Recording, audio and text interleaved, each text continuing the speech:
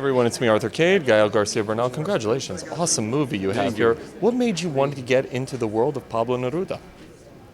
Well, first of all, it was just an invitation of Pablo Larraín, who's a good friend of mine, and we worked together in No. So definitely when he called me to do whatever film before I even learned it was about Neruda, I said yes, no, absolutely.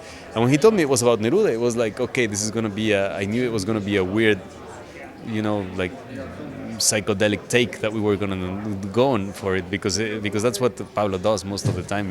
Whatever issue he grabs, he just completely makes it crazy, and then the opportunity to learn about this character who's bigger than life. How do you? He's poets. I think defend the fact that you can live many lives within one life.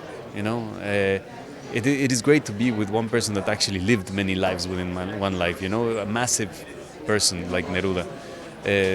I learned a lot about poetry, about him, about the time that where the film takes place, which is 1947 in Chile. It's been a wonderful ride, and the film, I love the result as well.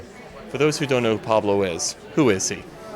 He's one of the most important poets in the world, not only in the 20th century, but I think in human history. What was it about Neruda that you wanted to tackle his story? Well, Neruda it's one of the greatest writers in our language, and he was just not a man who was a great poet, also a politician, a man who created a very complex and sophisticated cosmos. And it's a very funny, energetic man, I think, and he was chased by the police for 2 years, so we made this movie on those years, trying to see how he evolved and how he shaped his own sort of idea of a main writer, someone who was connected with his own legend, and I think that's what we try to do. Yeah. You're tackling this story. You're also tackling the Jackie Onassis story. What is it about real people that drives you to want to tell their story? I guess it's just fascinating people, and it's people who just really shaped the second half of the 20th century. And I was invited to do Jackie. It's a very interesting accident. I was doing Neruda while we were invited to do Jackie.